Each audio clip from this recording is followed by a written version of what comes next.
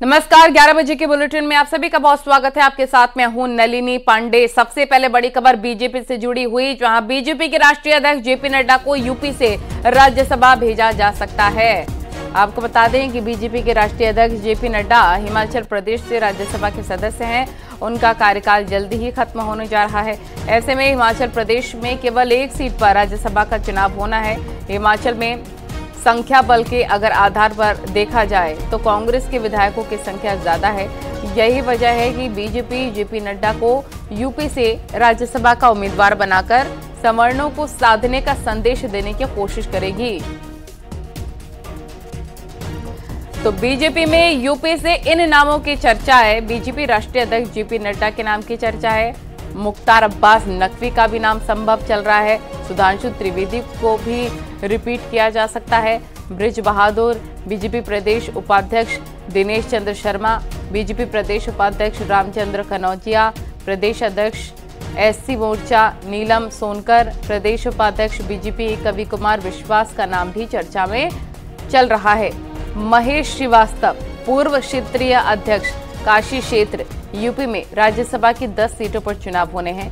15 फरवरी को नामांकन की आखिरी तारीख है। बीजेपी के 7 प्रत्याशी निर्विरोध जीत सकते हैं। एसपी के 3 प्रत्याशी निर्विरोध जीत सकते हैं। 15 फरवरी नामांकन की आखिरी तारीख है।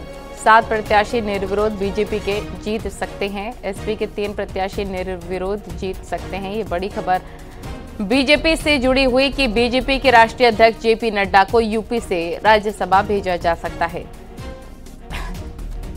बीजेपी के राष्ट्रीय अध्यक्ष जेपी नड्डा हिमाचल प्रदेश से राज्यसभा के सदस्य हैं। उनका कार्यकाल जल्दी ही खत्म होने जा रहा है। ऐसे में हिमाचल प्रदेश में केवल एक सीट पर राज्यसभा का चुनाव होना है। हिमाचल में संख्या बल के अगर आधार पर देखा जाए तो कांग्रेस के विधायकों की संख्या ज्यादा है। यही वजह कि बीजेपी नड्डा को यूपी से राज्यसभा का उम्मीदवार बनाकर सवर्णों को साधने का संदेश देने की कोशिश कर रही है। संकेत हमारे सहयोगी फोन लाइन पर जुड़ गए हैं। संकेत, बताया जा रहा है जेपी नड्डा को यूपी से राज्यसभा भेजने की तैयारी बीजेपी कर रही है, क्या जानकारी?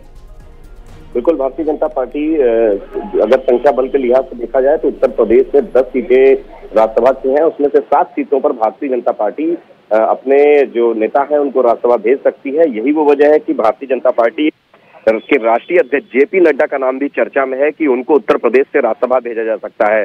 दरअसल जेपी नड्डा का कार्यकाल खत्म हो रहा है, ऐसे में वो उत्तर प्रदेश से राज्यसभा भेजे जा सकते हैं। इसकी चर्चाएं तेज है। हिमाचल में अगर देखा जाए संख्या बल तो उस हिसाब से संख्या बल नहीं है। यही वो वजह है कि जेपी नड्डा को उत्तर प्रदेश से राज्यसभा भेजने की चर्चाएं तेज है। हालांकि कई बाकी अगर नामों की बात की जाए जेपी नड्डा के अलावा, चूंकि 7 सीटें भारतीय जनता पार्टी उत्तर प्रदेश से 7 लोगों को राज्यसभा भेज सकती है, तो ऐसे में कई अन्य नामों की भी चर्चाएं तेज है।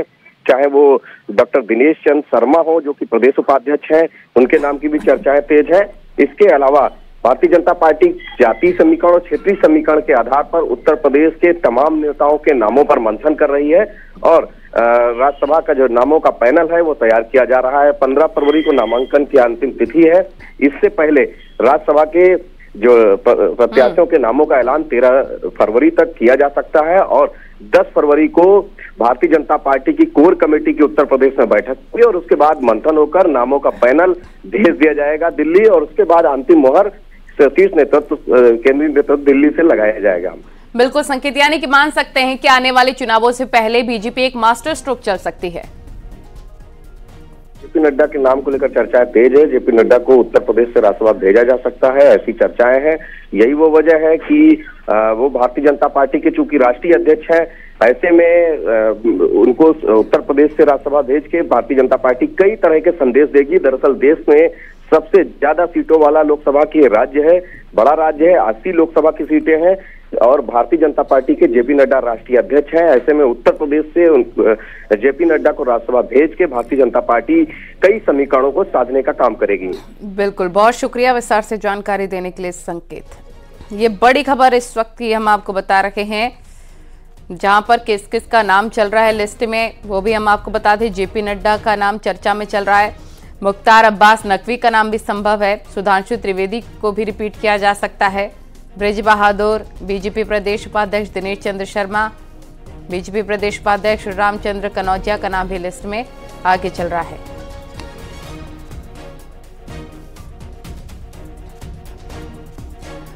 और कानपुर से बड़ी खबर, उपद्रव का आरोपी हयात जफर गिरफ्तार कर लिया गया है। आत्महत्या के लिए उकसाने का आरोप है। मां बहन को आत्महत्या के लिए उकसाने का आरोप लगा। ये बड़ी खबर हम आपको बता रहे हैं। और नई सड़क में हुए उपद्रव का मुख्य आरोपी है जफर। जून 2022 में नई सड़क में घटना हुई थी। मां बहन को आत्महत्या के लिए उकसाने का आरोप है। आत्महत्या के लिए उकसाने में वारंट जारी हुआ था।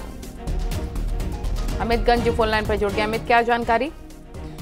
आपको बताना चाहूंगा कि 3 जून 2022 को कानपुर की नई सड़क में उपद्रव किया गया था और शहर का माहौल खराब करने के प्रयास किया गया था। इसमें मुख्य आरोपित हयात जफर हाशमी का नाम आया, जिसे उसको गिरफ्तार किया था। अभी कुछ ही दिन पूर्व जेल से छूट के जमानत पर बाहर आए, जिसके बाद से वो दूसरों के घरों पर रह रहे थे, क्योंकि उन्हें पता था कि 2012 में एक मामला दर्ज हुआ था उनके खिलाफ, जिसमें उसने अपनी मां और अपनी बहन को जिलाधिकारी कार्यालय भेजकर आत्महत्या करने के लिए उकसाया था, जिसके बाद उनकी मौत हो गई थी इलाज के दौरान। जिसके बाद से ये अलग अलग पतों पर रह रहे थे।